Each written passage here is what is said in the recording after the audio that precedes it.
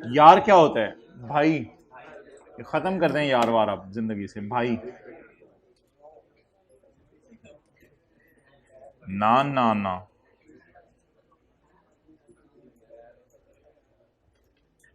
आज हम थोड़ी सी ब्रेक लेंगे और हम चैप्टर 3 जरा करेंगे आज।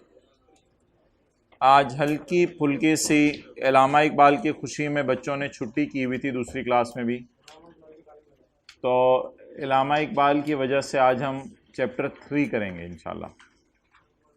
हमारे बड़े हैं, उन्हीं की मानने में खैर है।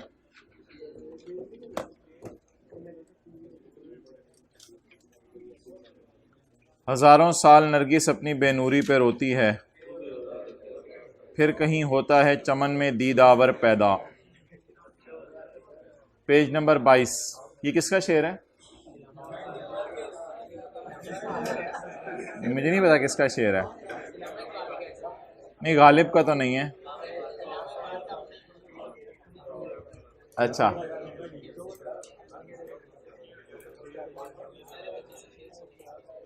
Ethics for tax administrators. Tax administrators के लिए एथिक्स। टैक्स एडमिनिस्ट्रेटर्स कौन लोग होते हैं? लिखें एफबीआर वाले, जिन्हें टैक्स इंप्लीमेंटिंग अथॉरिटीज भी कहते हैं। टैक्स एडमिनिस्ट्रेटर्स होते हैं एफबीआर वाले, जिनको टैक्स इंप्लीमेंटिंग अथॉरिटीज भी कहा जाता है। पेज नंबर 22 है किताब का।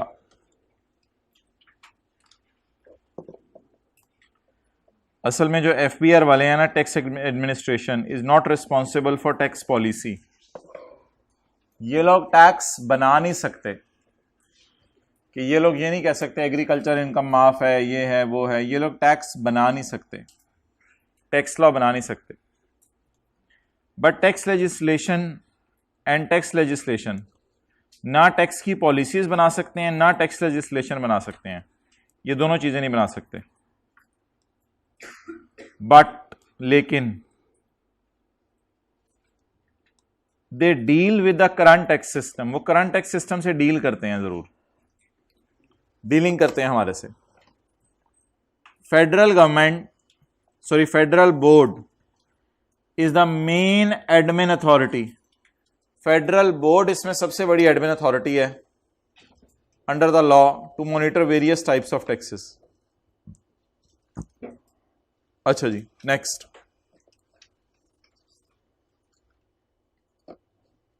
ड्यूरिंग एडमिनिस्ट्रेशन एफबीआर इटसेल्फ और through its staff exercises the following powers. FBR के पास ये पावर्स हैं। Number 1, power to collect revenue. भाई किधर हो रही है आपकी class? Power to collect revenue, वो हमसे रेवेन्यू ले सकते हैं। देखो ना किताब की तरफ। Power to change method of accounting. Method of accounting होता है कैश से एक्रूअल या एक्रूअल से कैश पे जाना। वो हमारा मेथड ऑफ अकाउंटिंग बदल सकते हैं।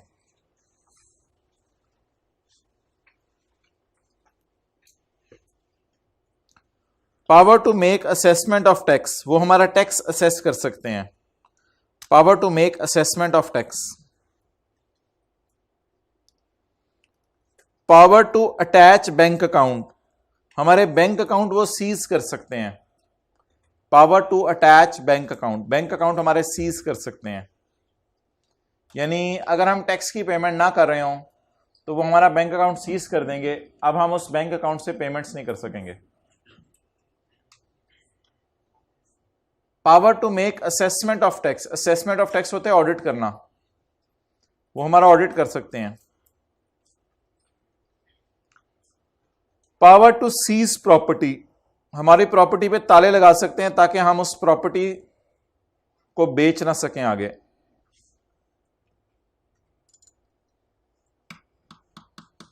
The authorities can miss use the above mention power, tax authorities ऊपर वाली पावर्स को मिस यूज कर सकते हैं। टैक्स अथॉरिटीज ऊपर वाली पावर्स को मिस यूज कर सकते हैं।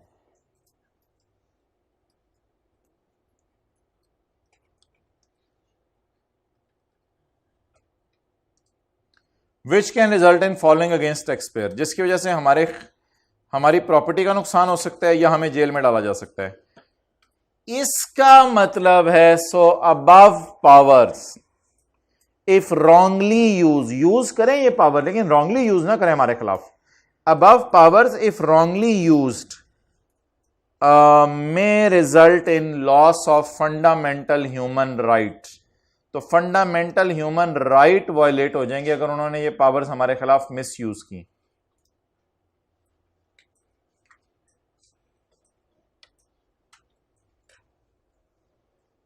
सो there is a need for ethics, इसलिए एथिक्स की जरूरत है, so that tax authorities can use the powers fairly and with transparency and morality, अखलाक से पेश आए हमारे से। सो इसलिए एथिक्स की जरूरत है, वरना एथिक्स की जरूरत नहीं थी इनके लिए। तो आज हम एफबीआर वाले यानी जो टैक्स बनाते हैं, नहीं वो तो पार्लियामेंट बनाती है, जो टैक्स चलाते हैं उनके बारे में पढ़ने लगे हैं क्या एथिक्स हैं। सबसे जी ट्रांसपेरेंसी अभी ये डिटेल में आ रहा है। For the benefit of taxpayer and keep check on misuse of powers by tax authorities, following are the pillars of tax administration. Number 1, fairness. Tax authorities should try to be fair and neutral and impartial while administering the law. Impartial. There should be no discrimination on the basis of race or sect. तो लिखें, commissioner अपनी बरादरी के बंदे को अगर tax माफ कर दे तो वो फेयर नहीं है। कमिश्नर अगर अपनी बरादरी के बंदे को टैक्स माफ कर दे तो वो फेयर नहीं है।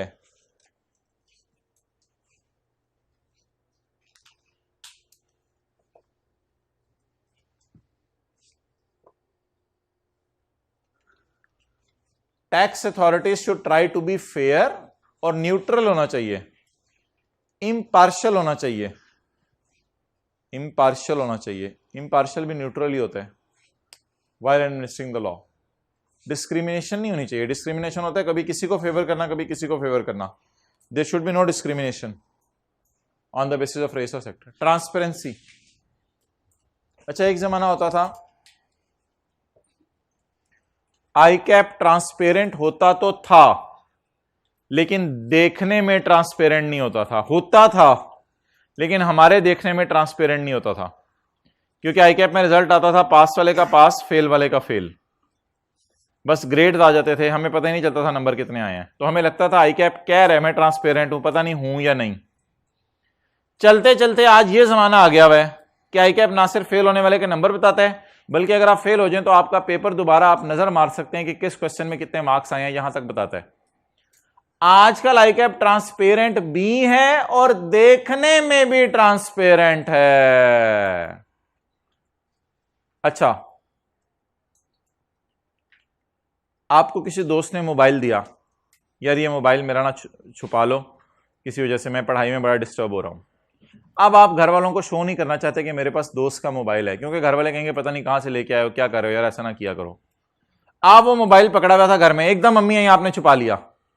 नो, यू आर ट्रांसपेरेंट, आपने कोई चोरी नहीं किया हुआ, लेकिन आपने जो हरकत की है you doesn't seem to be transparent.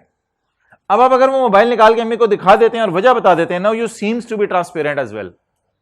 तो खाली ट्रांसपेरेंट होना जरूरी नहीं है, बल्कि अगले के सामने अपने आप को ट्रांसपेरेंट साबित करना भी जरूरी है। तो ट्रांसपेरेंसी में दो बातें आती हैं। Number 1, all proceeding must be transparent. Proceeding होते हैं केसेस, जो टैक्स वाले हमारे खिलाफ केस चला रहे हैं। All cases must be transparent and must be seen as transparent. Transparency काफी नहीं है, दिखने में भी ट्रांसपेरेंसी नजर आए। जितने केसेस हमारे खिलाफ चला रहे हैं, चलाएं, वो शौक से चलाएं, वो ट्रांसपेरेंसी की बुनियाद पे चलें और दिखने में भी ट्रांसपेरेंसी हो।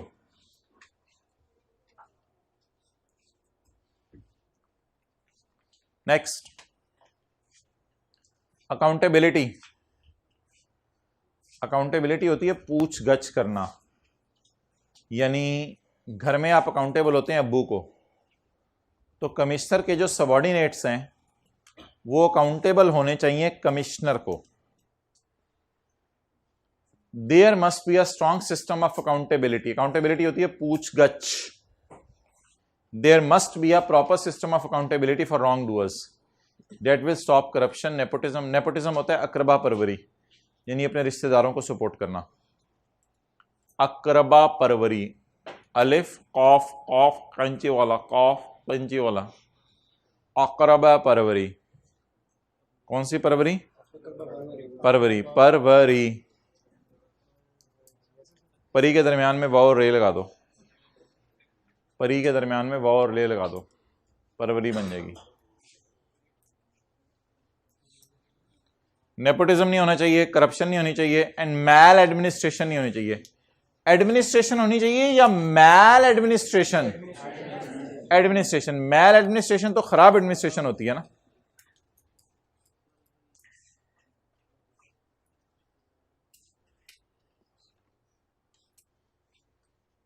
लेक्चर अपलोड करवा देंगे, ठीक। इक्विटी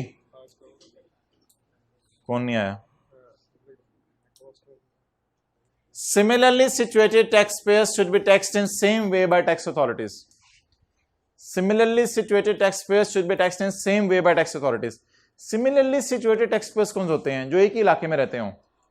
दो सीए के कॉलेज हैं, एक से बार बार टैक्स मांगा जा रहा है और दूसरे सीए के कॉलेज से टैक्स नहीं मांगा जा रहा। Now it is equity या it is not an equity?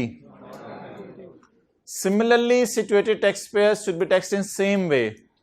Due care should be exercised to ensure that, एहतियात रखनी चाहिए कि सैलरी वालों पर जो टैक्स बनता है वो ज्यादा ना हो बिजनेस वालों से, क्योंकि बिजनेस वाले तो बिजनेस को ग्रो भी कर सकते हैं, सैलरी वाले को बेचारे को लगी बंदी तनख्वाह मिलती है तो उस पर टैक्स ज्यादा नहीं होना चाहिए। आपको पता है जो टेबल 1 है वो इसलिए टैक्स रेट ज्यादा है कि वो बिजनेस वालों के लिए है, और सैलरी वालों के लिए आपको पता है असल में टेबल 2 है।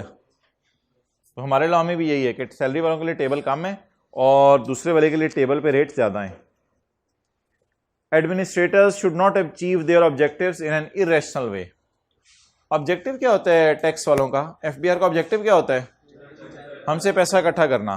ये रैशनल वे में इकट्ठा करें या इरेशनल वे में? रैशनल वे में। इरेशनल वे में इकट्ठा ना करें।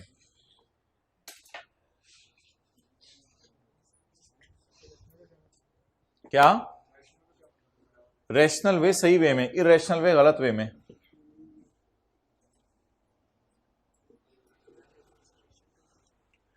एडमिनिस्ट्रेशन होती है सही एडमिनिस्ट्रेशन, मैल एडमिनिस्ट्रेशन होती है खराब एडमिनिस्ट्रेशन।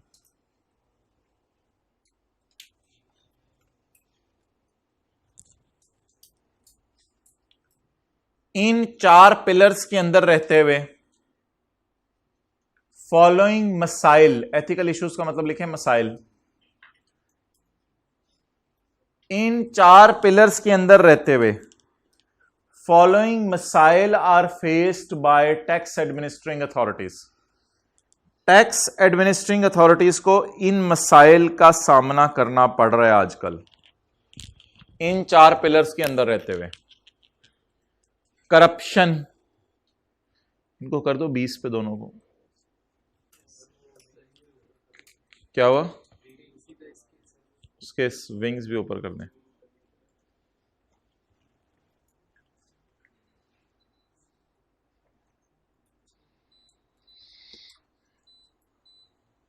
करप्शन का सामना करना पड़ा है, 22 पे कर दो। करप्शन का सामना करना पड़ा है आजकल।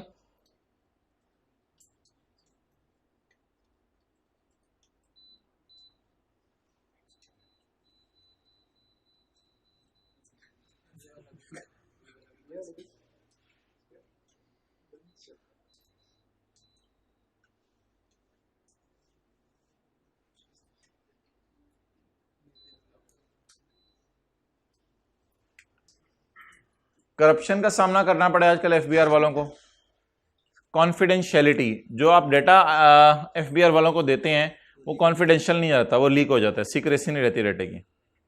तीसरा इशू एफबीआर वालों को ये फेस करना पड़ा है conflict of interest. Conflict of interest का मतलब लिखें,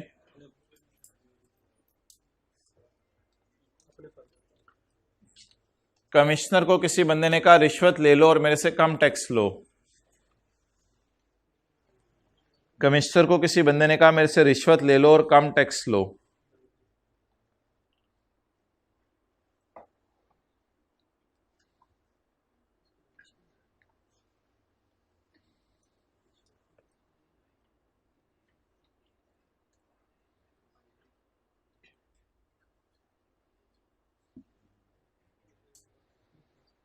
कमिश्नर को किसी बंदे ने कहा मेरे से रिश्वत ले लो और कम टैक्स लो।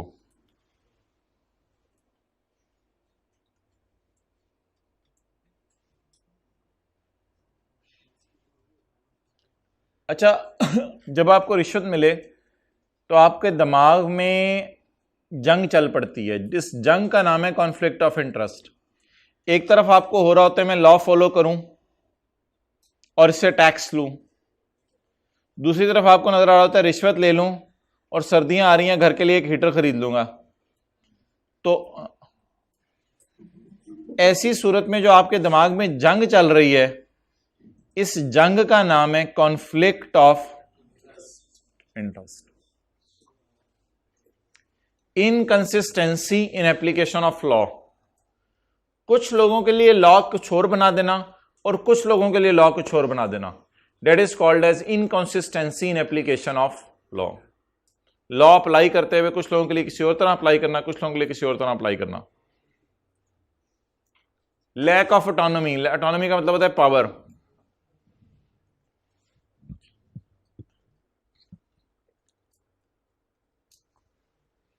एफबीआर में पावर की कमी पाई जा रही है। कहने को तो कमिश्नर बॉस है, लेकिन कमिश्नर की घरवाली कमिश्नर की नहीं सुनती, तो एम्प्लॉयज ने कहां से सुननी है।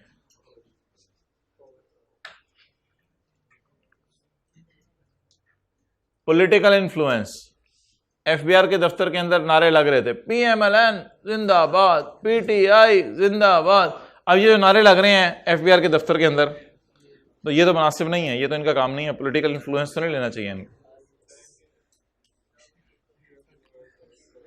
एक्सेप्टेंस ऑफ रिश्वत। गिफ्ट ले लेते हैं ये लोग, रिश्वत ले लेते हैं, छोटे मोटे गिफ्ट लेते रहते हैं। डिस्क्रिशन, बड़े बड़े भी आ सकते हैं। डिस्क्रिशन,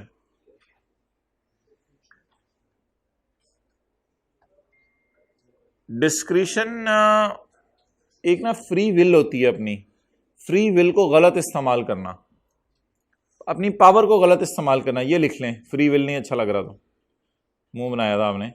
पावर को गलत इस्तेमाल करना, फ्री विल को गलत इस्तेमाल करना।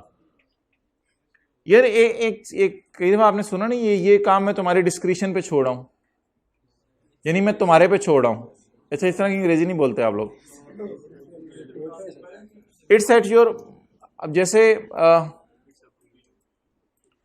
कुछ लोग पकड़ते हैं उसको, चोर को, और पुलिस को लेके जाके पुलिस के पास ले जाएं, तो पुलिस को कहते हैं अब हम ये आपकी डिस्क्रिशन पे छोड़ रहे हैं। मैं आपको मिसालें दे रहा हूं कहां पे लफ्ज यूज होता है डिस्क्रिशन का। मैं आपको मिसालें दे रहा हूं डिस्क्रिशन का लफ्ज कहां पे यूज हो सकता है। तो इसी तरह डिस्क्रिशन अवेलेबल है कमिश्नर को, जो मर्जी करे, अगले की प्रॉपर्टी सीज कर दे, ये कर दे, वो कर दे, लेकिन उस डिस्क्रिशन को आप यूज करो, उस डिस्क्रिशन को आप मिस यूज ना करो।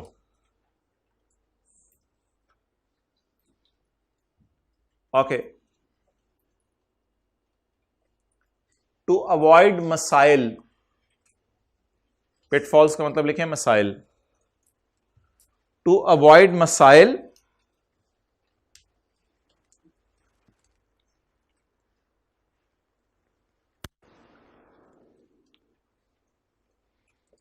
ऑफ गलत use of power.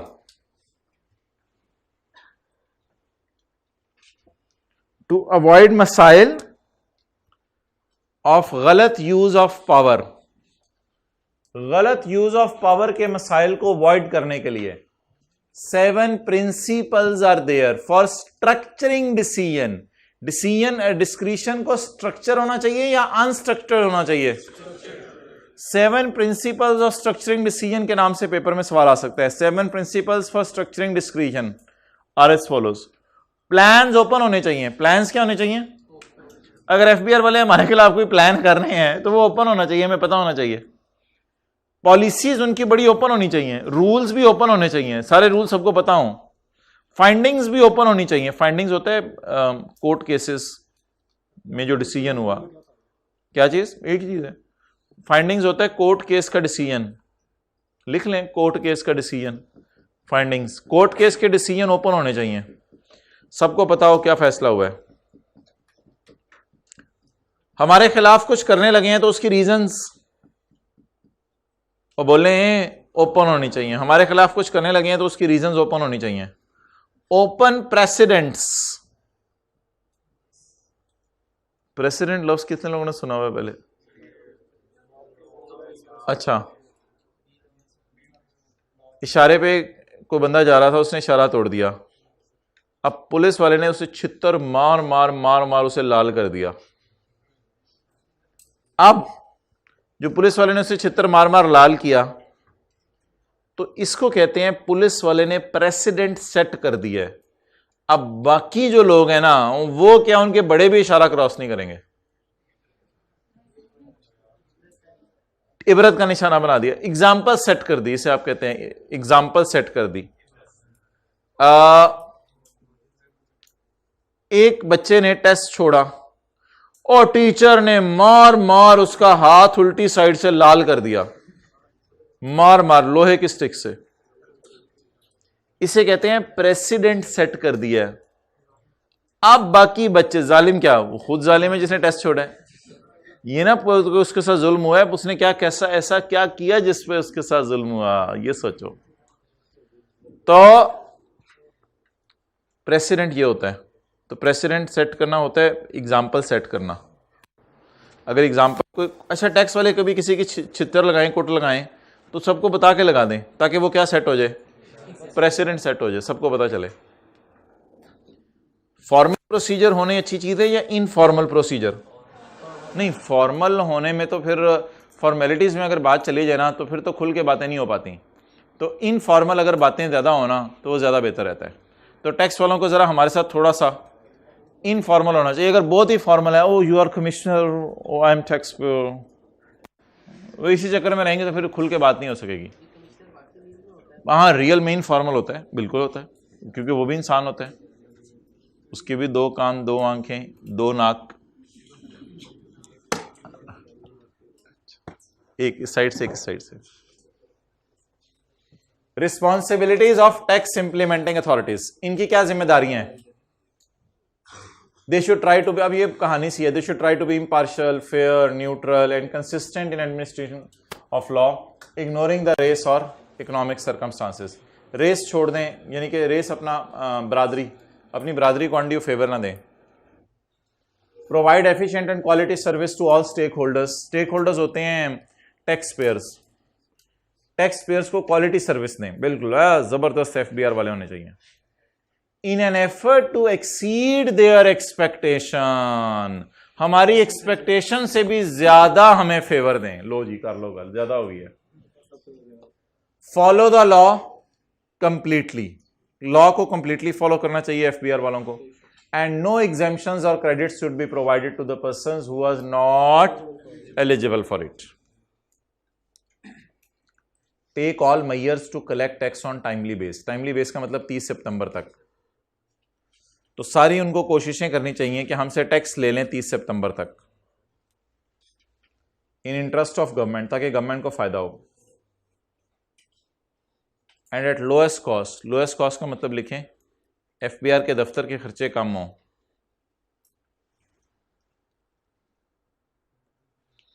Lowest cost का मतलब लिखें एफबीआर के दफ्तर के खर्चे कम हो।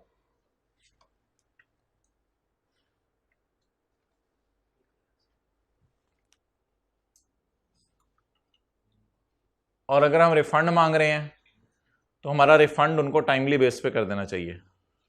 Make the payment of refunds on timely base, show honesty, integrity to gain confidence of government and taxpayers, avoid participation in political activities, educate taxpayer about their rights. Rights को लिखें चैप्टर 6 और 13।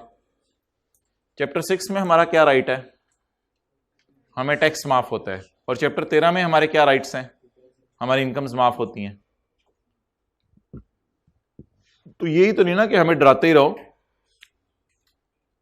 हमें हमारे राइट्स भी तो बताओ कि तुम्हें टैक्स माफ होता है, ये होता है, वो होता है।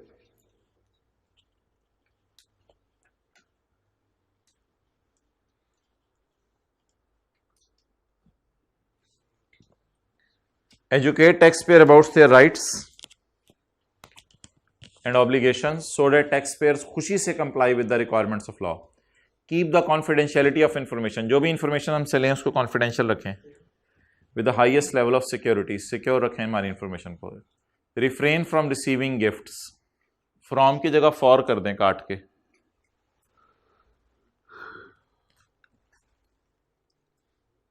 Refrain from receiving gifts for actions and for non-actions. कई दफा एक्शंस करने का गिफ्ट होता है, ये करो तो तुम्हें गिफ्ट दूंगा, रिश्वत. कई दफा नॉन एक्शन का गिफ्ट होता है कि फलां चीज ना करो तो तुम्हें गिफ्ट दूंगा. दूसरा वाला फ्रॉम पहला काट दिया.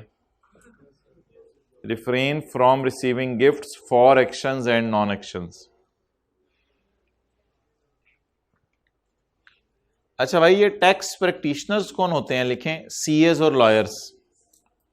टैक्स प्रैक्टिशनर्स कौन होते हैं? सीएस और लॉयर्स. सीएस और लॉयर्स ये लोग क्या करते हैं? लोगों को टैक्स प्रैक्टिशनर के साथ लिखें, ये लोग टैक्स निकाल के देते हैं लोगों का. ये लोग लोगों का टैक्स निकाल के देते हैं. ये लोगों को चपेट मारते हैं. ये लोग लोगों का टैक्स निकाल के देते हैं. सीएस वगैरह. हाँ, वो भी हो सकता है. सीए करने के बाद आप में क्या होनी चाहिए? Integrity means practitioner should be straight forward and honest in all professional and business relations.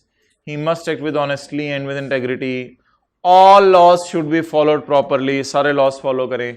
He should not misuse the money given by his client for payment of.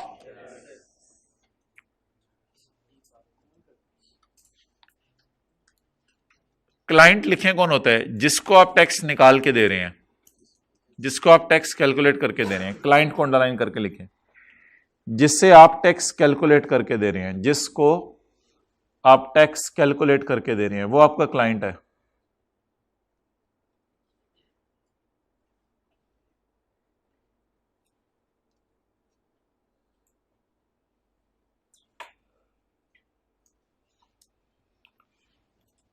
उसके पैसों को यूज करना चाहिए या मिस यूज करना चाहिए?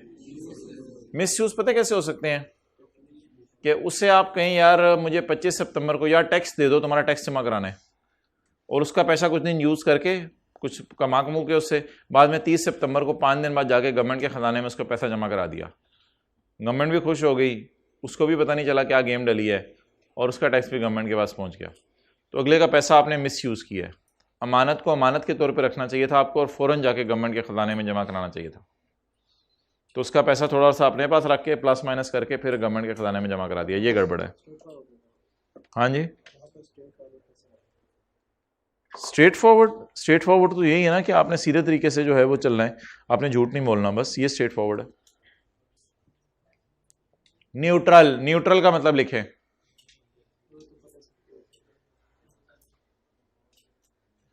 Commissioner CA भी Gujjar, tax payer भी गुज्जर.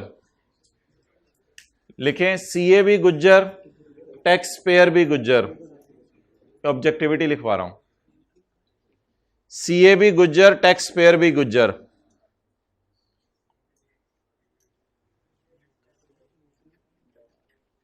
अब सीए भी गुज्जर, टैक्स पेयर भी गुज्जर. अब सीए ने गलत तरीके से टैक्स पेयर को टैक्स बचवा के दिया. अब सीए ने गलत तरीके से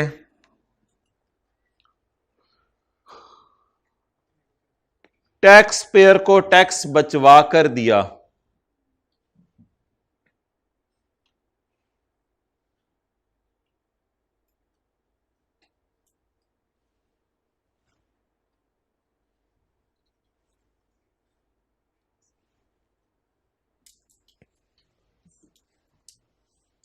प्रैक्टिशनर शुड नॉट अलाउ बायस, ये तो बायस हो गया ना इसमें, should not allow conflict of interest. इसके माइंड में जंग चल पड़ेगी। जंग क्या चलेगी?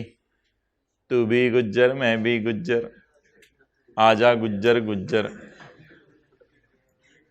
तो ये तो जंग चल पड़ी ना इसके माइंड में। एक तरफ गुज्जर पुना इस चीज पे मजबूर करे कि टैक्स बचवाओ, और दूसरी तरफ बीइंग अ प्रोफेशनल ये सोच रहे नहीं लॉ फॉलो करूं। अब इसके माइंड में जंग चल पड़ी है। That is called as conflict of interest. आप पराचो तो फिर चुप करो, बातें क्यों शुरू कर दी है? प्रैक्टिशनर शुड नॉट, सीरियस ना हुआ करो मैं डांटू तो, वरना मुझे फिर मुस्कुराना पड़ता है माहौल को सही करने के लिए। दोबारा घर में लड़ाई हो रही है ना जोर से, तो आप पास खड़े होकर ऐसे मुस्कुराते रहा करें तो बड़ा माहौल बदल जाता है।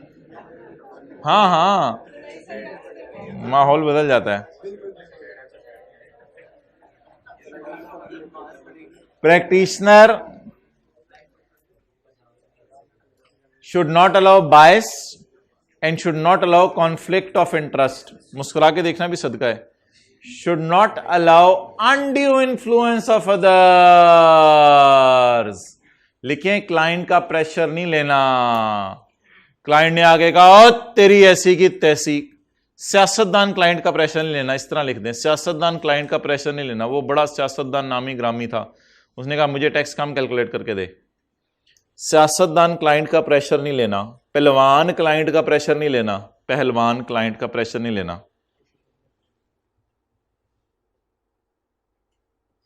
वो कौन सी गाड़ी है वो डाला जो पीछे से खुला होता है? वीगो नाम है उसका। हाँ हाँ, वो वीगो के अंदर दो चार गुंडे शुंडे लेके आया कोई बंदा मूंछों वाला, उसने कहा चल मेरा टैक्स निकाल, नहीं तो तेरी ऐसी की तैसी, नहीं तो तुझे इस दफ्तर से निकलवा दूंगा मैं। तो सीए ने प्रेशर नहीं लेना इन चीजों का।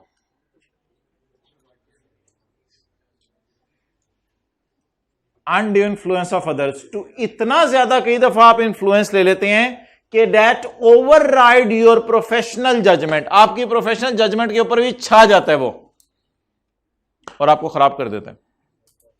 इतना प्रेशर नहीं लेना किसी का जिंदगी में। उसे कहना है पुत्र तू अपनी जगह और तेरी वीगो अपनी जगह, हम भी हिफाजत की दुआएं बढ़ के आए हैं सुबह।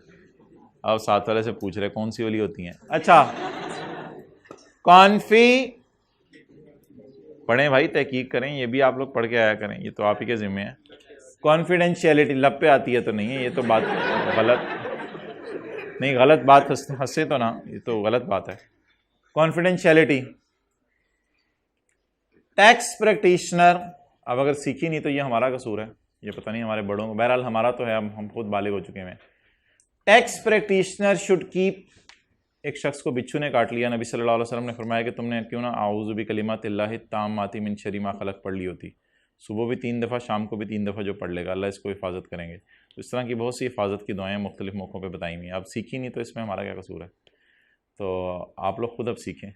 The tax practitioner should keep all information confidential. CA करने के बाद आपको जो मर्जी इंफॉर्मेशन मिले आपने उसे कॉन्फिडेंशियल रखना है।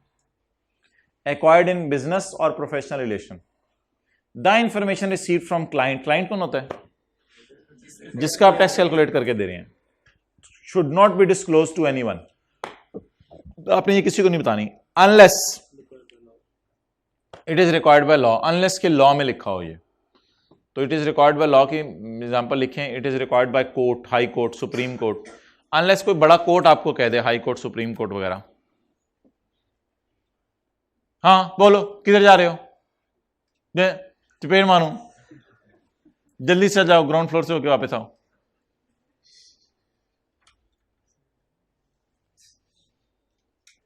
Further the information obtained from client should also not be use for personal benefit. इसका मतलब लिखें, सीए पीटीसीएल का टैक्स कैलकुलेट कर रहे हैं, लंबी तरह बात है, सीए पीटीसीएल का टैक्स कैलकुलेट कर रहा है,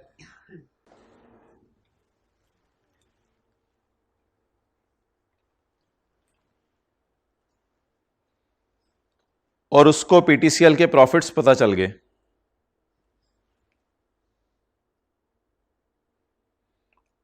और उसको पीटीसीएल के प्रॉफिट्स पता चल गए,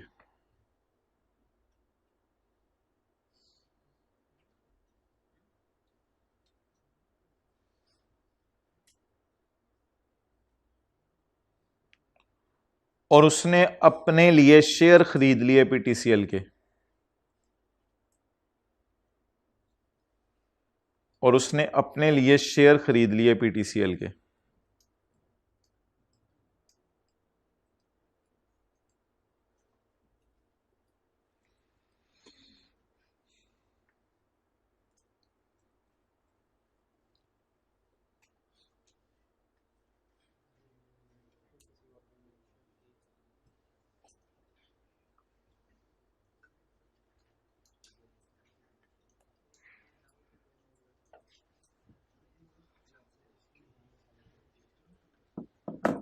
हाँ जी,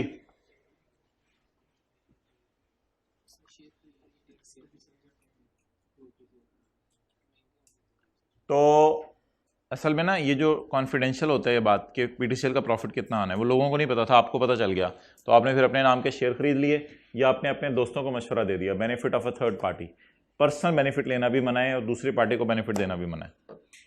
जो इन्फॉर्मेशन कॉन्फिडेंशियल है उसे कॉन्फिडेंशियल रखें और उसे मिसयूज मत करें। फाइनेंशियल स्टेटमेंट में तो तब लिखा हुआ पहले चलेगा ना जब लोगों के पास आएगा, अभी लोगों के पास आया नहीं था, आपको पहले ही पता चल गया। Professional competence and due care, professional competence का मतलब लिखिए नॉलेज अप टू डेट रखना है आपने, नॉलेज अप टू डेट रखना है, that is professional competence and due care.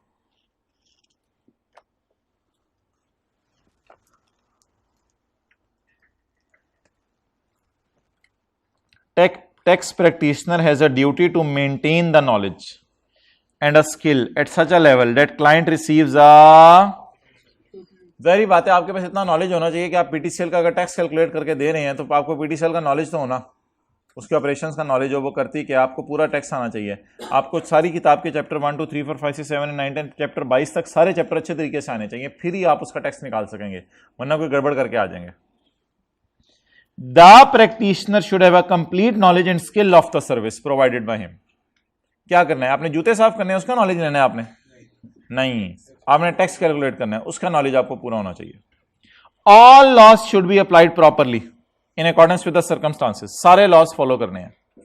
Staff members should be well trained, साल में एक दफा स्टाफ मेंबर्स को खैबर मेल पे लाहौर से कराची का चक्कर लगवाना है आपने, ये मतलब है इस बात का। फिर क्या मतलब है? Staff members are well trained, यानी स्टाफ के बंदों को भी आपने ट्रेनिंग देनी है, अपने स्टाफ के बंदों को भी ट्रेनिंग देनी है ताकि वो भी अप टू डेट नॉलेज रहे उनका, तो भी सिखाया जाता है। प्रोफेशनल बिहेवियर, प्रोफेशनल बिहेवियर ये है मेरे भाई, बिहेव अच्छा करना और लॉ फॉलो करना। लिखें, बिहेव अच्छा करना और लॉ फॉलो करना।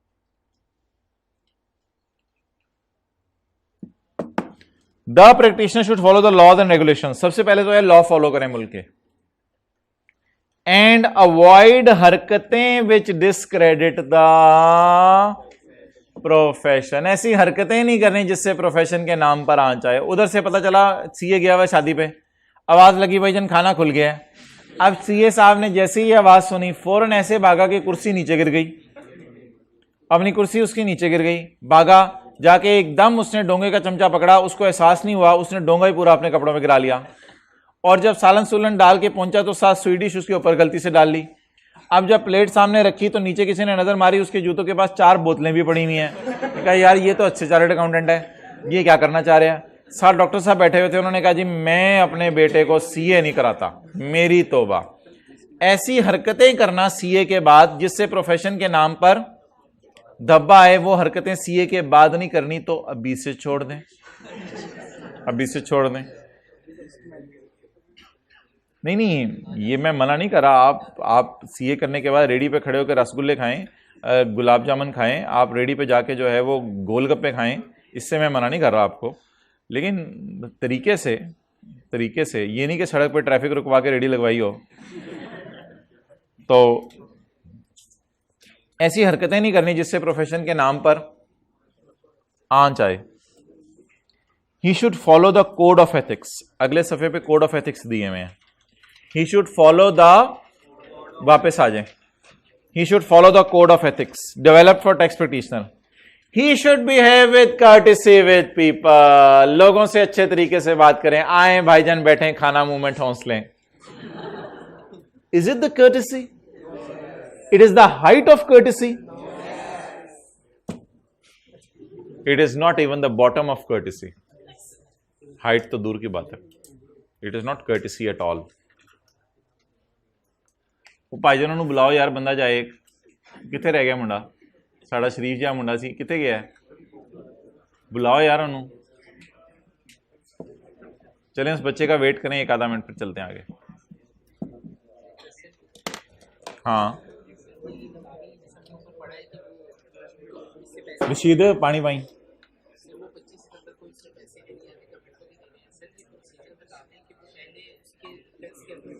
फिर वो टैक्स कैलकुलेट करता है, फिर वो जमा करा देता है। गवर्नमेंट के दिल चाहे तो बाद में चेक करती है कभी। आपका नाम? अवैस। एक और चला गया, लो जी कर लो गल।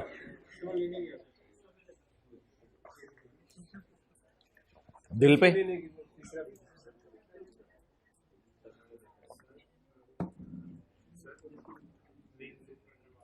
यार विंग्स क्या, मैं तेरे से एसी उतरवा देता हूं इधर से, तू और बता यार। इस एसी को बंद कर, आज बंद कर, इसको बंद कर, इसके विंग्स ऊपर कर। ओ यार मुंडे ने लाइन पे जैसे तीनों किथे है वो मुंडा? You understand Punjabi? Okay that's nice. पंजी पे कर दो, पंजी पे। ज्यादा होगी, ज्यादा होगी तो एसी लगने का फायदा नहीं है, 30 पे लगा हुआ है तो।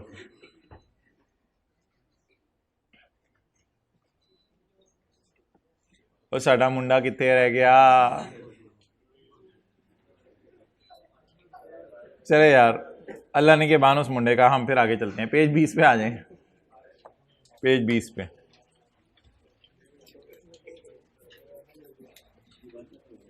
साथ वाले, आज सामने वाले के सर पे शफकत का हाथ रखें और बताएं। हाइब्रिड में सामने वाले के सर पे शफकत का हाथ रखें। थोड़ी सी लाइवली जिंदगी गुजारें, बोर होके बैठे रहते हैं ऐसे। क्यों मैं जरा रशीद क्लास लेना यार।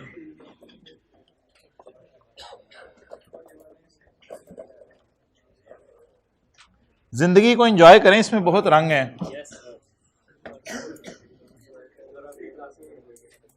Okay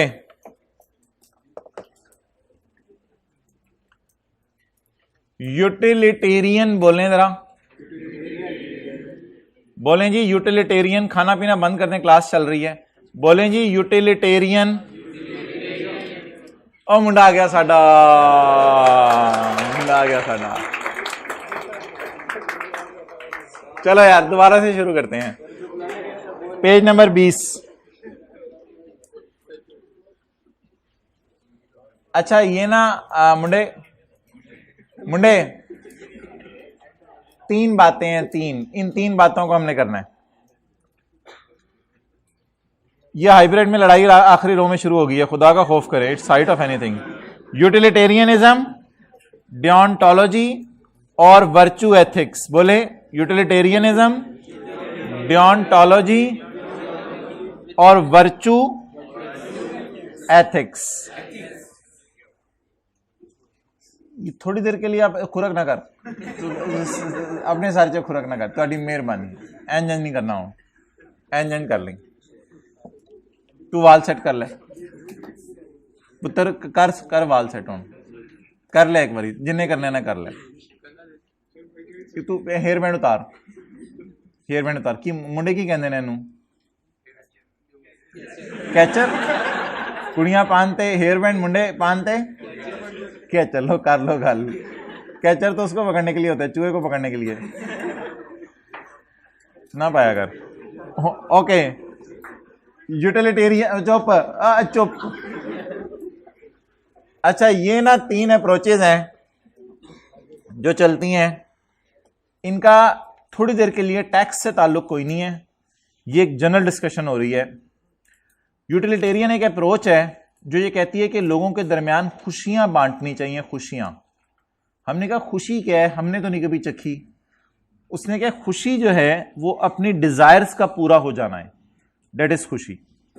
utilitarian tells us to aim for greatest happiness across the population.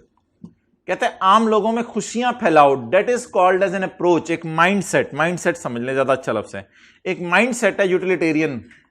तो यूटिलिटेरियन अप्रोच कहती है कि लोगों के दरमियान खुशियां फैलाओ। Happiness is satisfaction of our desire. Deontologist कहते हैं, नहीं यार, नहीं डेंटिस्ट नहीं, डियोंटोलॉजिस्ट। डियोंटोलॉजिस्ट कहते हैं नहीं यार, खुशियों को ना देखो, खुशी तो जरूरी नहीं हर काम में खुशी भी हो, किसी काम को करने की वजह है कि वो आपकी ड्यूटी है, बस फिर खुशी आ रही है नहीं आ रही इससे कोई फर्क नहीं पड़ता। ये एक माइंडसेट है, ये एक माइंडसेट है, पागलपन नहीं है, पागलपन नहीं है, ये एक माइंडसेट है जो कहता है कि I base ethics on the idea of duty. मैं ड्यूटी के आइडिया पे बेस करूंगा चीजों को, ये मेरी ड्यूटी है फलां काम करना, इसलिए मैं कर रहा हूं, बस बात खत्म। वो कहता है नहीं खुशी हो तो काम करो, ये कहता है नहीं ड्यूटी समझ के काम करो। वर्चू एथिसिस्ट, इनको कहते हैं वर्चू एथिसिस्ट्स। असल में इस अप्रोच का नाम है virtue ethics. Virtue ethics approach मानने वालों को कहा जाता है वर्चू एथिसिस्ट्स। तो तीन फिरके हो गए, पहला फिरका यूटिलिटेरियनिज्म अप्रोच रखने वाले, दूसरा फिरका डियोंटोलॉजिस्ट अप्रोच रखने वाले, और तीसरे लोग जिनको हम कहेंगे वर्चू एथिसिस्ट्स। वर्चू एथिस्ट वाले ये कहते हैं कि फोकस ऑन खूबियां वी शुड हैव। खूबियां लिख लें, किन खूबियों को हमें हामिल होना चाहिए। अ ब्रॉड कॉन्सेप्शन में बी यूज्ड हियर। कॉन्सेप्शन का मतलब meaning, a broad meaning must be used here, broad meaning लेना चाहिए हमें। Virtue is not just honesty, यह ऑनेस्टी नहीं है सिर्फ, but using one's talents and leading a fulfilled life is also a talent इस्तेमाल करते हुए अच्छी जिंदगी गुजारना, यह सबसे बड़ी खूबी है। इससे होता यह है आप इंडिपेंडेंट हो जाते हैं, आप लोगों पर डिपेंडेंट नहीं रहते। तो कहते हैं टैलेंट इस्तेमाल करते हुए अपनी अच्छी जिंदगी गुजारना, यह एक बहुत बड़ी खूबी है अगर किसी बंदे के अंदर है, क्योंकि फिर ये लोगों से मांगता नहीं फिरता। तो यूटिलिटेरियन बात कर रहे हैं खुशियों की, डियोंटोलॉजिस्ट बात कर रहे हैं ड्यूटी की, और वर्चू एथिसिस्ट बात कर रहे हैं टैलेंट्स की। अच्छा, यूटिलिटेरियन अप्रोच वाला ना टैक्स देने को खुशी से तैयार होगा। वजह सुने क्यों? इसलिए वो टैक्स देने को खुशी से तैयार होगा क्योंकि उसको पता है जब मैं टैक्स दूंगा तो पैसा जाएगा गवर्नमेंट के पास, गवर्नमेंट वो पैसा बांटेगी आम लोगों में, तो जब वो पैसा आम लोगों में गवर्नमेंट बांटेगी तो आम लोगों में खुशियां आएंगी। और मेरा मकसद ही ये है कि खुशियां अक्रॉस द पॉपुलेशन। इसलिए यूटिलिटेरियन का लॉ को मानने का जज्बा विल बी बेटर। लॉ को मानने का जज्बा, compliance level will be better का मतलब लिखें, लॉ को मानने का जज्बा। कंप्लायंस लेवल का मतलब लिखें, लॉ को मानने का जज्बा।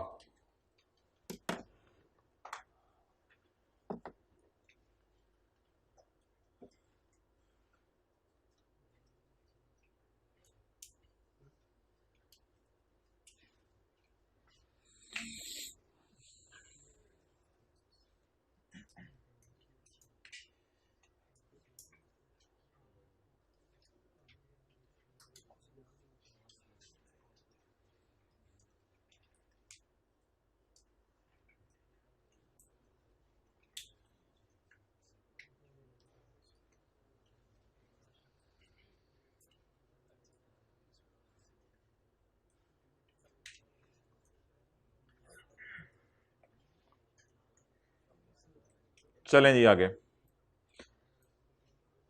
नहीं तेरा नशेमन कसरे सुल्तानी के तो शाही है, प्रवास कर या बसेरा कर, बसेरा कर पहाड़ों की चट्टानों पर। चलें जी आगे चलें जी। For taxpayers following utilitarian approach, the most economic important goal is to ensure that goods and services are available to everyone for decent life. Decent life गुजारने के लिए सब में चीजें होनी चाहिए. यूटिलिटेरियन का लॉ को मानने का जज्बा बेटर होगा because there is a great need of resources for general public and ये लोग टैक्स देने को खुशी से तैयार होंगे क्योंकि उनको पता है जब हम टैक्स देंगे तो टैक्स दे के अवामुन नास के पास पैसा जाएगा जिससे अवामुन नास खुश होगी. चलें जी आगे. डियोंटोलॉजिस्ट कहता है यार खुशियों को छोड़ो, आप अस्पताल इस्तेमाल करते हो हुकूमत की सड़कें इस्तेमाल करते हो, रोडें जिसे आप कहते हैं हुकूमत की रोडें इस्तेमाल करते हो, इसी तरह आप हुकूमत के पार्क्स इस्तेमाल करते हो, इस तरह हुकूमत की लाइब्रेरीज इस्तेमाल करते हो. तो हुकूमत आपके चाचे की पुत्र है, ये आपकी ड्यूटी है कि हुकूमत को टैक्स पे करो, बात खत्म. बस मैं तो इस वजह से कहता है टैक्स पे करता हूं, बाकी और कोई वजह नहीं, मेरी तो ड्यूटी बनती है. तो वो बेस करते हैं असल में एथिक्स को बेस्ड ऑन ड्यूटीज.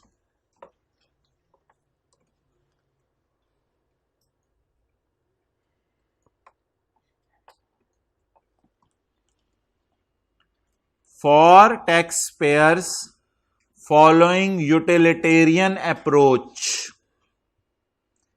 सॉरी मादरत, deontologist approach lay down absolute duties. Ultimately duties की बात करते हैं ये. There is a duty of individual to pay for social resources. There is a duty of individual to pay for social resources provided at government. The one who uses a public hospital or a public road should pay for it.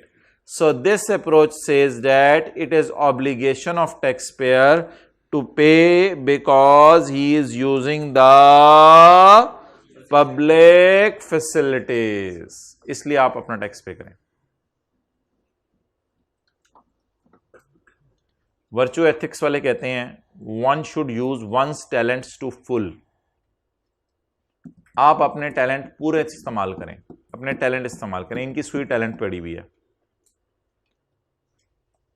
अच्छा मुझे बताएं, tax rate अगर कम हो तो क्या आप खुशी से टैलेंट इस्तेमाल करेंगे?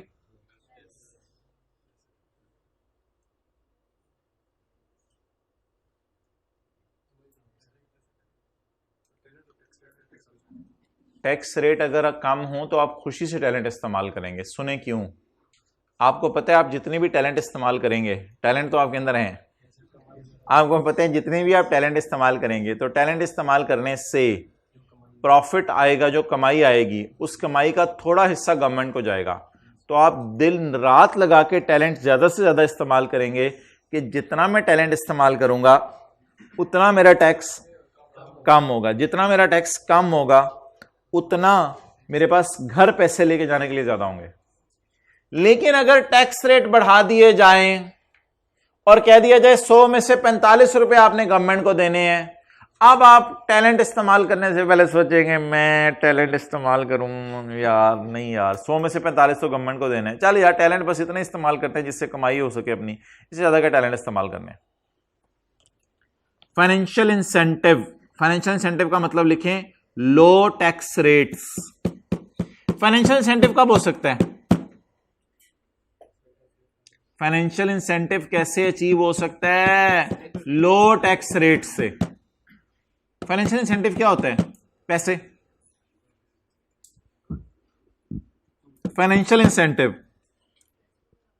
लो tax rate, encourage people to use their talents,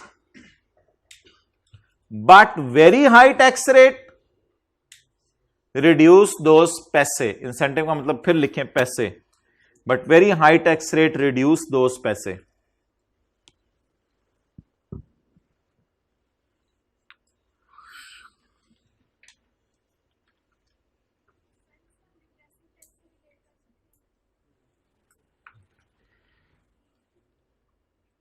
Another virtue is charity. Another virtue is charity. किसने पूछा सवाल? क्लियर हो गया। अनदर वर्च्यू इज चैरिटी, एक और वर्च्यू है चैरिटी, इधर in the form of cash, अगर आपके पास पैसे है तो पैसे दे दें, और in the form of time, या अगर आप टाइम दे सकते हैं तो टाइम दे दें। मुझे बताएं, ज्यादा पैसे होंगे तो चैरिटी देने को दिल चाहेगा या कम पैसे होंगे तो चैरिटी देने को दिल चाहेगा? ज्यादा पैसे होंगे। The more take home cash people have, the more charities they can afford. और फिर जब आपके पास ज्यादा पैसे होते हैं तो also find time to make charity work, फिर आप टाइम भी निकालते हैं चैरिटी करने के लिए। एक और खूबी है, थर्ड वर्च्यू इज, तीन बातें हो गई, number 1 talent, number 2 charity, and number 3 independence. A third virtue is independence. एक और खूबी आपके अंदर आनी चाहिए, वो होनी चाहिए independence. It is good to live on own money. अपने पैसे पे जीना बेहतर है या दूसरे के पैसे पे? तो दूसरे से क्यों दावतें मांगते हैं? फिर अपने पैसे पे जीना, खुददार रह के जिंदगी गुजारिएगा, पुरवकार जिंदगी गुजारिएगा। खुदा के लिए ये लोगों से ट्रीटें मांगना, दावतें मांगना, मिठाइयाँ मांगना, ये आपको ज़ेबा नहीं देती चीज़ें। बिला वजह छोटी छोटी बात के ऊपर उससे चीज़ें मांगना।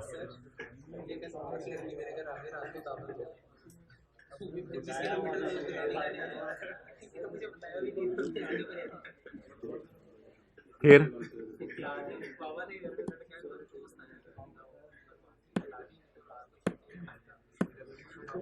It is good to live on others money, नहीं, it is good to live on. अगर टैक्स रेट कम होगा तो इंडिपेंडेंस क्या होगी? इजी हो जाएगी।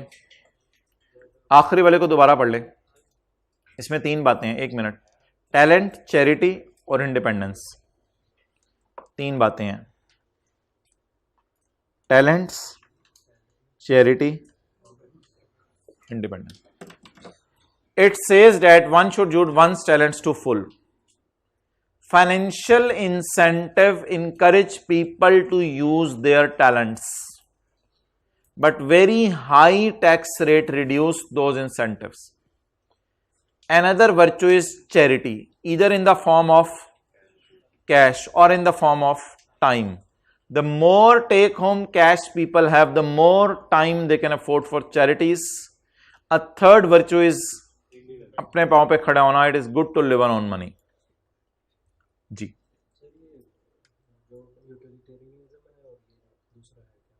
डोंटोलॉजिस्ट, बस वो जो भी है माइंड सेट है, उससे कोई फर्क नहीं पड़ता, माइंड सेट है। अच्छा, फकीर जो होता है ना, फकीर बहुत अक्लमंद होता है। किसी स्टूडेंट को जाते हुए देखे, अल्लाह तेनू पास कराए, अब हम ना चाहते हुए भी आपकी जेब से ना पैसे निकल आते हैं, यार खीर हो गया, तो दिल की बात कर दी इसने। पता नहीं, शादीशुदा जोड़ा जा रहा हो, अल्लाह तेनू औलाद दे, नेक औलाद दे, तो अल्लाह तेरी शादी कराए, चुपेड़ शादी। कोई नौजवान लड़का जा रहा हो ब्रीफ केस पकड़ के, अल्लाह तेरी शादी कराए। कोई बाबा जी जा रहे हो, अल्लाह तेनू उठा ले, अल्लाह तेनू हज कराए, अल्लाह तेनू हज कराए, ये बाबा जी को दुआ देते हैं। तो डिपेंडिंग अपॉन द बंदा वो दुआ देते हैं। अब एफबीआर वाले जब लोगों के घरों में जाते हैं तो वो मुख्तलिफ मकासद लेके जाते हैं। कभी एफबीआर वाले लोगों के घरों में इसलिए जाते हैं कि हमें टैक्स दो ताकि हम लोगों को तालीम दें। कभी एफबीआर वाले लोगों के घरों में इसलिए जाते हैं कि हमें टैक्स दो ताकि हम लोगों को सेहत की सहूलियात मुहैया करें। कभी एफबीआर वाले लोगों के घर इसलिए जाते हैं कि यार हमें टैक्स दो, हम मुल्क की सिक्योरिटी बेहतर करें। कभी टैक्स वाले लोगों के घर इसलिए जाते हैं कि हमें टैक्स दो ताकि हम गरीबों की मदद करें। मुख्तलिफ मकासद लेके टैक्स वाले टैक्स पेयर्स के घर जाते हैं। अब एक कहानी से विजुअलाइज करें।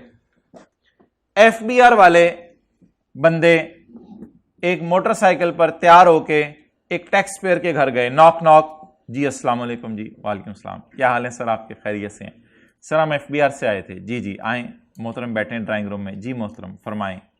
सर हम क्या फरमाएं, पहले आप ज़रा फरमाएं, आप क्या माशाल्लाह करते हैं और आपकी थॉट्स क्या हैं और आप क्या सोचते हैं। इसने कहा यार मैं तो ना सिर्फ दुनिया में खुशियों की सोचता हूँ, मैं कहता हूँ दुनिया में ना खुशियाँ होनी चाहिए बहुत ज़्यादा।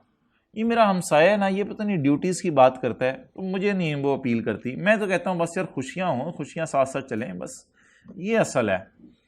तो अब एफबीआर वाले जो बंदे गए थे उन्होंने आपस में एक दूसरे को कोनी मानी कि भाईजान ये यूटिलिटेरियन फिरके का बंदा लग रहा है।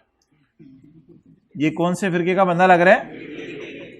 अब इससे टैक्स नहीं मांगना आपने, ये तो तरीका गलत है, जाके टैक्स मांग लिया इससे। आपने इसे कहना है सर हम चाह रहे हैं कि सेहत के जरिए ना लोगों में खुशियां लाएं, तालीम के जरिए लोगों में खुशियां लाएं, हम ये चाह रहे हैं गरीबों की मदद करके उनमें खुशियां लाएं। अल्लाहु अकबर। ये कहेगा बेगम जल्दी कर मेरा पर्स ले आ, बेगम कहेगी अंदर कुछ हैगा ही नहीं, और ले आ मैं इसमें से टैक्स देता हूं। ही will approve the tax. Utilitarian वाला टैक्स देने को तैयार है। क्यों तैयार है? बिकॉज गुड्स एंड सर्विसेज आम लोगों को अवेलेबल होंगी, जिससे लोगों में क्या आएंगी? शाम को उसी बंदे के घर आके दोबारा एफबीआर वालों ने नॉक नॉक, जी भाईजान दोबारा तशरीफ ले बैठे। अब क्यों आए हैं? यार वो हम सोच रहे हैं गरीबों की मदद करें ताकि वो खुश हो। हाँ बेगम अपना परस ले आ, जल्दी कर। ये बंदा भी टैक्स देने को खुशी से तैयार हो जाएगा, यूटिलिटेरियन। क्योंकि अब मकसद क्या है उनके आने का कि हाइब्रिड में चौथी रो में उठाना। अब मकसद ये है उनके आने का कि we will approve tax because it will lead to equal distribution of wealth and happiness amongst the society. अगले दिन एफबीआर वाले अगले दरवाजे पर गए और अगले दरवाजे पर जाके नॉक नॉक की। नॉक नॉक, जी भाईजान अस्सलाम वालेकुम, सर हम एफबीआर की तरफ से आए थे, तो आप कौन हैं, क्या करते हैं, आप अपनी थोड़ी थॉट्स हमारे से शेयर करें। इसने कहा यार मैं तो बात पता क्या करता हूँ, मैं तो बड़ा ड्यूटी वाला बंदा हूँ, अल्लाह का शुक्र है 10 साल से 8 बजे दफ्तर पहुँच जाता हूँ, मैंने आज तक कभी छुट्टी भी नहीं की, और मैं हर चीज़ में ड्यूटी का कायल हूँ। अब एफबीआर वालों ने आपस में एक दूसरे को कोनी मारी, पकड़ा गया ये बंदा। ये किस फिरके से ताल्लुक रखता है? अब इसका कोई जवाब यहां भी बन सकता था, पता नहीं आई कैप ने दिया कि नहीं हुआ। आई कैप ने सिर्फ यही एग्जाम्पल दी हुई है अपनी किताब में। तो अब इससे कहा जाए भाईजान हमारी सबसे बड़ी ड्यूटी गरीबों की मदद करना है, तो ये खुशी से तैयार होगा टैक्स देने के लिए। He will also approve for tax, he will approve tax because it is the duty to take care of poor. थोड़ी देर बाद एक और बंदे से मुलाकात हुई, नॉक नॉक, जी अस्सलाम वालेकुम, जी एफबीआर से आए हैं, जी क्या हाल है भाई, खैरियत से हैं। वो बंदा कहता है यार मेरे ख्याल से ना सारे लोगों को अपने टैलेंट से इस्तेमाल करने चाहिए। इस वक्त जो उम्मत का सबसे बड़ा मसला है ना लोगों का, वो ये है कि लोग अपने टैलेंट से इस्तेमाल नहीं करते। कोई ऐसे बैठा हुआ है क्लास में, कोई ऐसे बैठा हुआ है क्लास में, कोई ऐसे बैठा हुआ है क्लास में, तो ये लोग अपने टैलेंट इस्तेमाल नहीं करते। कोई थोड़ी देर बाद सोने लग जाता है, कोई ये हो जाता है, कोई वो हो जाता है, लोग अपने टैलेंट इस्तेमाल नहीं कर रहे। कहते मुझे ये सबसे बड़ा मसला लगता है। तो इसको कहा जाएगा भाईजान लोगों को तालीम दें, लोगों को सेहत दें, तभी तो टैलेंट इस्तेमाल करेंगे, वरना कैसे इस्तेमाल करेंगे? देखो हाँ I will also approve for tax, मैं भी टैक्स देने को तैयार हूं, because it will enable people to lead prosperous lifes and utilise their talents to full. इसकी सुई टैलेंट्स पे अड़ी हुई है। एंड इन द एंड इसे कहा जाएगा कि गरीबों की मदद करें, तो कहेगा यार गरीबों की मदद करना इससे बड़ी खूबी और क्या है? Will approve tax because taking care of बदकिस्मत in itself is a virtue. ये बहुत बड़ी खूबी है कि अगर आप गरीबों की मदद कर दें, इससे बड़ी और खूबी क्या हो सकती है? तो ये अपने अंदर ही बहुत बड़ी खूबी है। तो ये खूबी होने की वजह से इस काम को भी करने को तैयार है। होमवर्क का सवाल निकाल लें जो दिया था।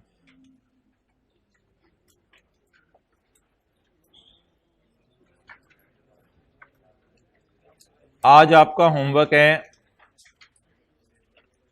असलम की बीवी, पेज 394 करेंगे। लिखें पेज 394 क्वेश्चन नंबर 17।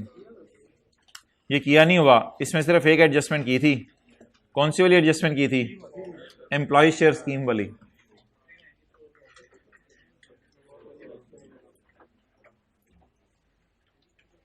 होमवर्क में कौन सा सवाल दिया था?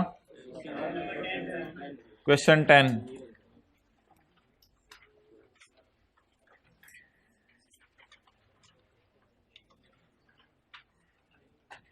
आप हजरात 5 से 7 मिनट, दो मिनट लगाकर पॉइंट 6 पढ़ लें और पॉइंट सी पढ़ लें, फिर मैं इसको डिस्कस करना शुरू करता हूं। बाकी पॉइंट्स आसान थे, वो मैंने डिस्कस नहीं करने। सिर्फ पॉइंट 6 पढ़ लें और पॉइंट सी पढ़ लें। जिन्होंने घर में नहीं पढ़ा हुआ वो भी एक दफा पढ़ लें।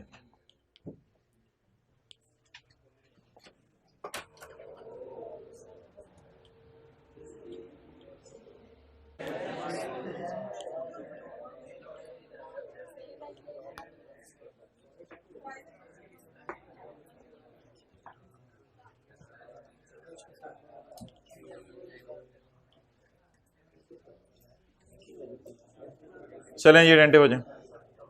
पॉइंट नंबर 6,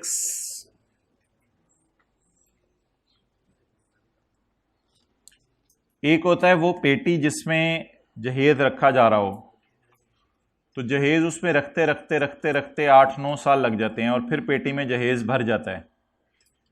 और एक होता है शादी के मौके पे उस पेटी को खोलना और एक ही दफा उसमें से सारा सामान निकाल के ट्राले पे, ट्रक पे लोड करा के भेज देना। इसी तरह ये जो ग्रेचुटी है और पेंशन है,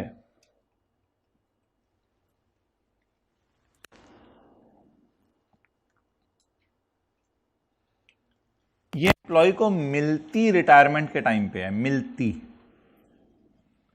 एम्प्लॉय को मिलती रिटायरमेंट के टाइम पे है। एम्प्लॉयर एम्प्लॉय को रिटायरमेंट के टाइम पे ये पैसे दे देता है।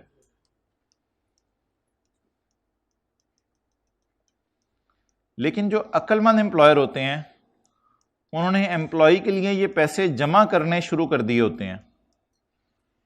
उन्होंने एम्प्लॉय के लिए ये पैसे जमा करने शुरू कर दिए होते हैं। देते तो रिटायरमेंट के टाइम पे है, लेकिन अक्लमंद एम्प्लॉयर पेटी में रखना शुरू कर देते हैं।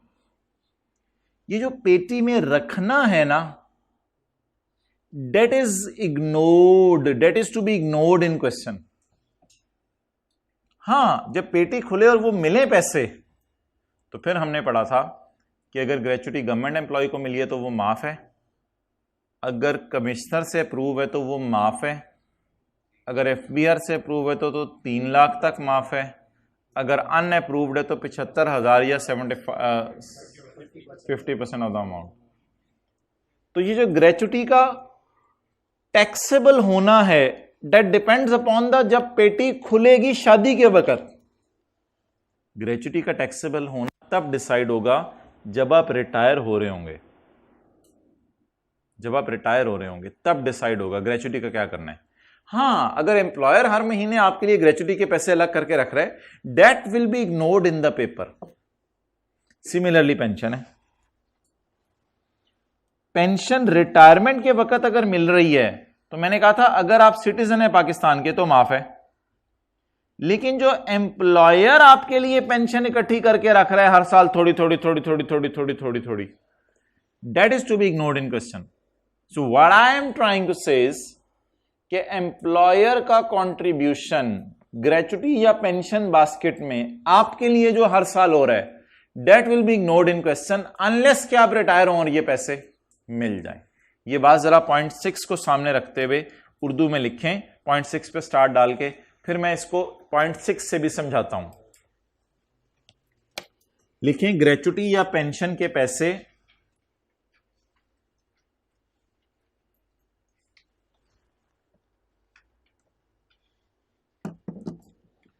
जो एम्प्लॉयर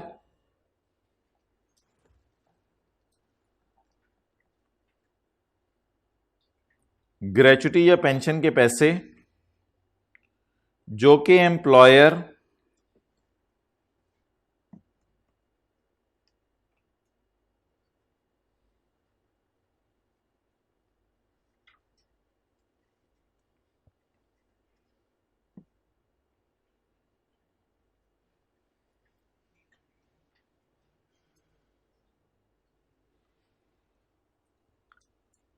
एम्प्लॉय के लिए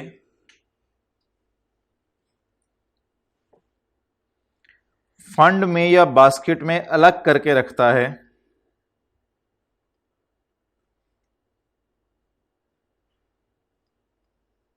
जो कि एम्प्लॉयर एम्प्लॉय के लिए फंड में या बास्केट में अलग करके रखता है,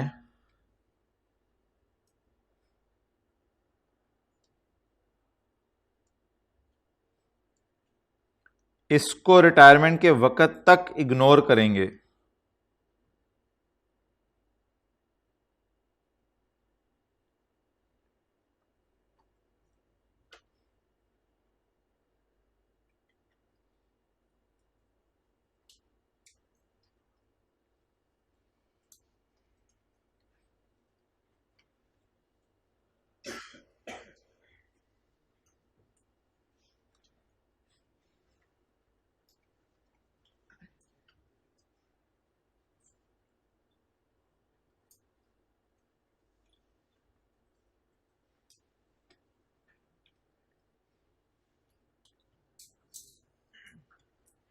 जब रिटायर हो जाएगा ना, तब ये डिसाइड किया जाता है कि उस पैसे पे टैक्स लगना है या उसको एग्जाम्प्ट करना है।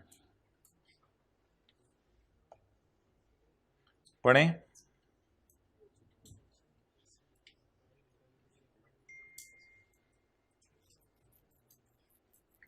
An amount equal to 1 basic salary was paid by WPL to employee. Was paid by WPL to a basket. लिखें, सिर्फ एम्प्लॉयर ने पैसे इसके लिए अलग करके रखे हैं, सो इग्नोर। सिर्फ एम्प्लॉयर ने इसके लिए पैसे अलग करके रखे हैं, सो इग्नोर। मिल रहे हैं, इसको रिटायर हो गया ये? नो।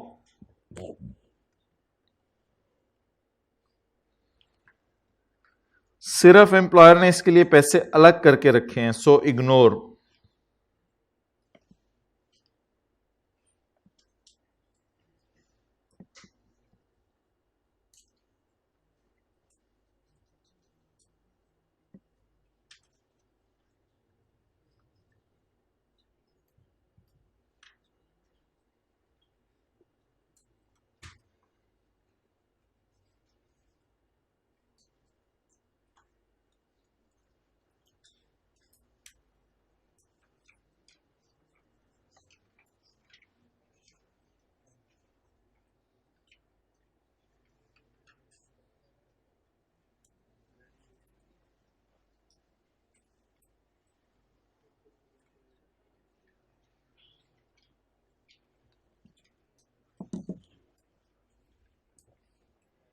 अच्छा जी,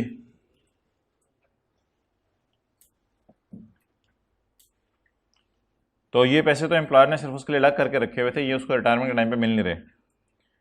ज़मीर had received 15,000 shares of WPL on 1 December 2006। ये बताएं, 1 दिसंबर 2006 जो है, ये हमारे सवाल का साल बन रहा है या हमारा सवाल 2010 का है? हमारे सवाल का साल तो नहीं बन रहा, ये तो बहुत पुराना साल है। 1 दिसंबर 2006 कौन सा साल बन रहा है? टैक्स ईयर 2007 बन रहा है।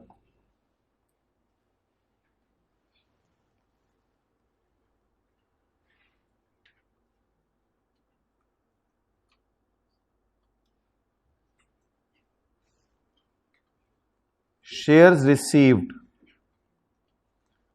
but with restriction. Nothing will be added in the salary until the restriction is released. जब तक रिस्ट्रिक्शन रिलीज ना हो जाए तब तक सैलरी में कुछ ऐड नहीं होगा। डन। अच्छा, एक बार याद रखिएगा, इस सवाल में ना शेयर्स उसको मुफ्त में मिल रहे हैं, क्योंकि सवाल के अंदर ना एक लाइन लिखी हुई है, रिसीव्ड शेयर्स, बस। परचेज नहीं लिखा हुआ, बॉट नहीं लिखा हुआ, रिसीव्ड लिखा हुआ है। रिसीव्ड से मुराद अगर कुछ ना आगे लिखा हुआ, मैं ये नहीं कह रहा कि रिसीव्ड का मतलब है फ्री ऑफ कॉस्ट। आगे ऐसे लिखा होता था, रिसीव्ड 15,000 शेयर एट रुपीज इतने, रिसीव्ड फ्री ऑफ कॉस्ट है। अब आगे कुछ प्राइस नहीं दी हुई ना, मैं मजबूरन क्या करूं, फेयर वैल्यू पे तो नहीं खरीद सकता ना, फेयर वैल्यू पे अगर खरीदने हैं तो फिर एम्प्लॉयर से क्यों ले, फिर बाजार से ले ले। तो रिसीव्ड से मुराद यहां received free of cost, employee ने 1 रुपया नहीं दिया शेयर खरीदने के बदले। अच्छा, he had the option to transfer the share on or after यकम जनवरी 9, यकम जनवरी 9 तक इन पर रिस्ट्रिक्शन थी। ये कौन सा साल बन रहा है यकम जनवरी 9 वाला? एक्सेलेंट, 2010 नहीं बन रहा, खुदा का खौफ करें, 2009।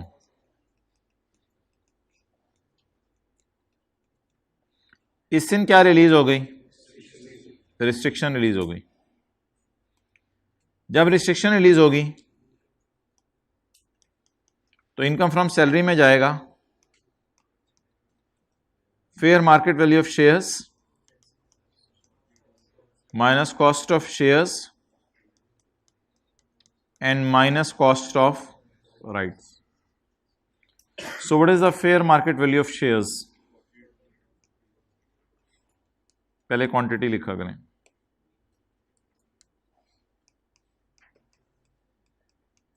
जी बोलें। 6 लाख, 7 लाख, कौन सही बोल रहा है? 630 वाला सही बोल रहा है, 720 वाला? 630,000। What is the cost of share? What is the cost of right? What is income from salary? 6,30,000.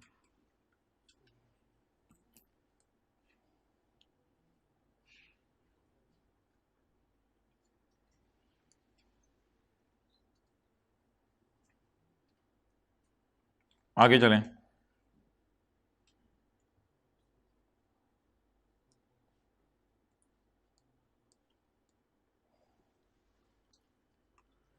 यकम अप्रैल 2010, ये कौन सा टैक्स ईयर है? अच्छा, कितने लोगों ने गलती से इसको अपने न्यूमेरिकल के मेन फेस के ऊपर सॉल्यूशन में इनकम फ्रॉम सैलरी में डाल दिया था? इस 630 को, इस 630 को ना सैलरी में नहीं डालना था, क्योंकि ये हमारे साल की सैलरी नहीं है। हमारा साल 2010 से और ये पिछले साल की सैलरी है। हाँ, पिछले साल का न्यूमेरिकल होता फिर सैलरी में डालते, तो प्लीज गलती से सैलरी में नहीं डालना था। जो मिसेस असलम वाला सवाल आप करेंगे ना आज, उसमें इंशाल्लाह रिस्ट्रिक्शन भी हमारे साल ही रिलीज हो रही होगी और उसमें शेयर्स भी हमारे साल ही बेच रही होगी, उधर ये मसला नहीं होगा। इधर रिस्ट्रिक्शन रिलीज हो रही है पिछले साल और हमारे साल शेयर बेच रहे, सिर्फ शेयर का बेचना अपने न्यूमेरिकल में डालना था, लेकिन ये वर्किंग इसलिए करनी है कि इसकी बेस पे अगली वर्किंग होनी है। Capital gain income,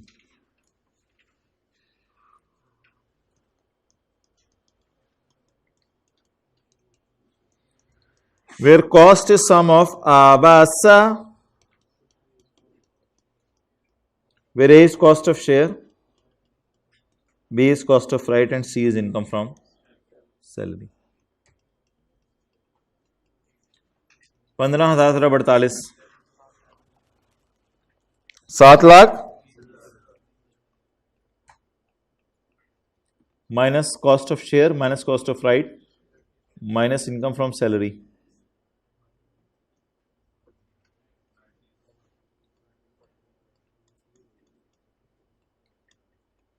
90। चलें जी, तस्वीर खींच लें। ये असल में एम्प्लॉय शेयर स्कीम का बनना था कुछ। कितने लोगों ने इसी तरह किया था घर में? कितने लोगों को पता चल गया था शेयर मुफ्त में मिले हैं? कितने लोगों ने सैलरी को हमारे साल ऐड नहीं किया और कैपिटल गेन को सिर्फ हमारे साल ऐड किया? आज कौन सा सवाल करके आएंगे? क्वेश्चन 17, असलम की बीवी। चलें जी,